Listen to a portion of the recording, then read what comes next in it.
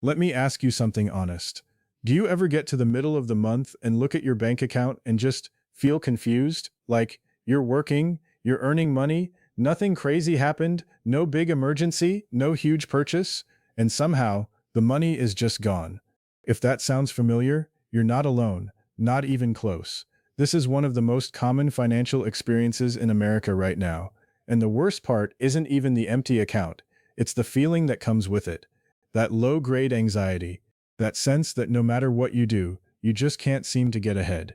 I've been there. A lot of people I know have been there. And here's what I found out. Being broke isn't always about how much you earn. Sometimes it's about patterns, habits, systems, or the lack of them.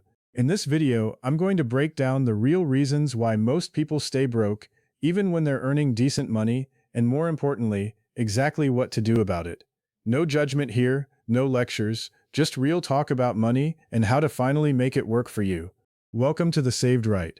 If you're new here, hit subscribe. We put out practical, no-fluff money content every single week. Let's get into it. The number one reason most people are broke isn't laziness, it isn't bad luck, it isn't even low income. It's the absence of a system. Here's what I mean. Most people manage their money reactively. Money comes in, they pay what needs to be paid, they spend on what they want or need in the moment, and they hope there's something left at the end of the month. That's not a financial plan. That's just hoping for the best. The people who consistently build savings, even on modest incomes, aren't necessarily smarter or more disciplined. They just have a system. Money comes in, and it gets allocated immediately.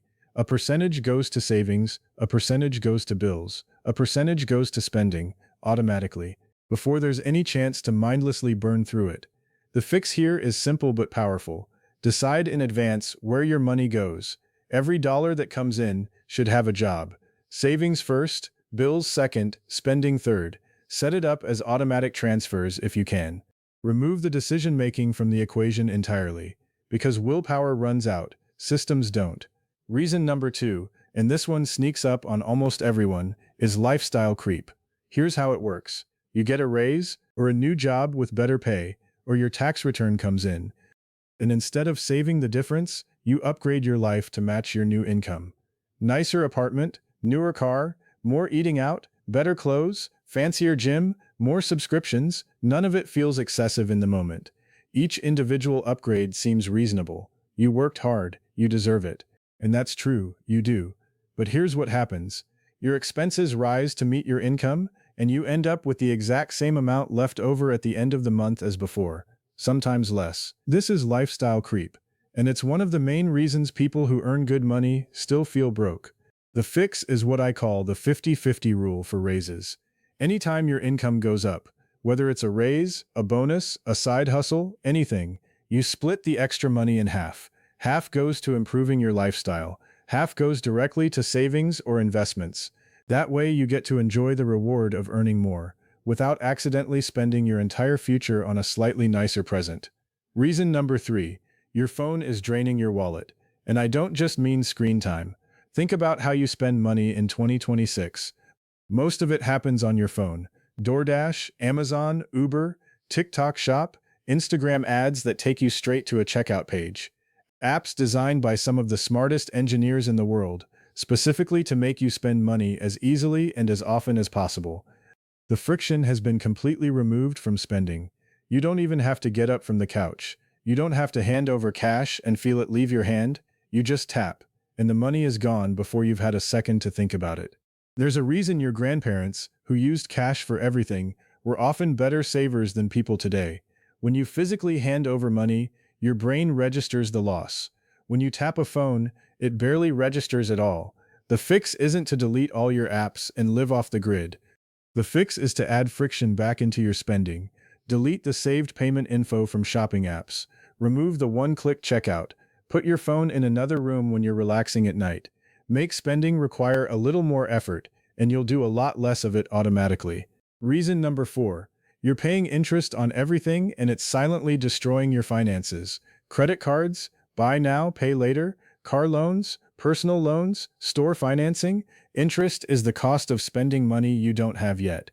And when you're paying interest on multiple things at once, which most Americans are, A significant chunk of your income every month isn't building your life, it's paying for your past. Here's a number that might surprise you.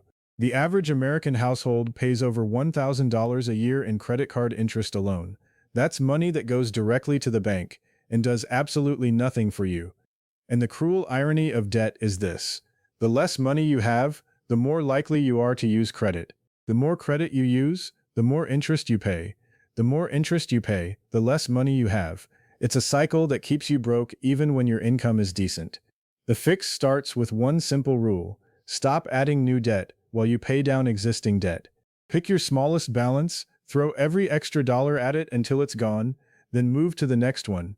This is called the debt snowball method. It works because momentum is real.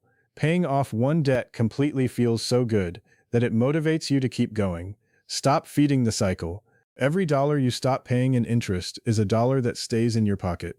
Reason number 5. You have no clear financial goals. And without goals, money has nowhere to go. Here's the thing about human psychology. We don't save in the abstract. We save for something: a down payment, a vacation, an emergency fund, retirement, a feeling of security. When there's no specific goal attached to saving, no number, no deadline, no vision, saving feels pointless. Why sacrifice now for nothing in particular later? But when you have a goal, a real, specific, tangible goal, everything changes. Suddenly skipping that takeout order makes sense because you're $15 closer to your down payment. Canceling that subscription feels good because it's $12 more toward your emergency fund. Goals give your money direction, and direction is what turns random, inconsistent saving into real financial progress. The fix is to set one financial goal right now, not 5, not a vague goal like save more money. One specific goal with a number and a deadline. For example, I want to save $2,000 in the next 6 months for an emergency fund. That's $333 a month. That's about $83 a week. Suddenly it's real. Suddenly it's achievable. Suddenly every financial decision you make is filtered through that goal. Write it down. Put it somewhere you see it every day. Make it real. Reason number 6, and this one doesn't get talked about enough, is emotional spending. A lot of broke isn't about math. It's about feelings. Stress from work, so you order food instead of cooking. Bad day, so you scroll through Amazon and buy something to feel better. Bored on a Sunday afternoon, so you end up spending $60 on things you didn't need. Retail therapy is real, and it works for about 20 minutes. Then the dopamine fades, the package arrives, and the credit card bill shows up. And now you feel worse than before. The pattern usually looks like this: uncomfortable emotion, spend money, temporary relief, guilt or anxiety about spending, uncomfortable emotion, round and round. Breaking this pattern starts with awareness, just noticing it. The next time you feel the urge to buy something and you're not sure why, pause for a second and ask yourself, am I actually buying this because I need or want it, or am I buying it to feel something? You don't have to fix the emotional spending overnight. Just start seeing it for what it is. Awareness is the first step to change. And if you realize this is a bigger pattern for you, that's okay. A lot of people deal with this. Talking to someone about it, whether that's a therapist or just a trusted friend, can genuinely help. And reason number 7, the one that ties everything together, is that saving money is still optional for you. Think about your phone bill, your rent, your car payment. These are non-negotiable. You don't pay rent when you feel like it. You don't pay your phone bill only if there's enough left over. These things get paid first, automatically, every month, no matter what. Saving needs to be treated the exact same way.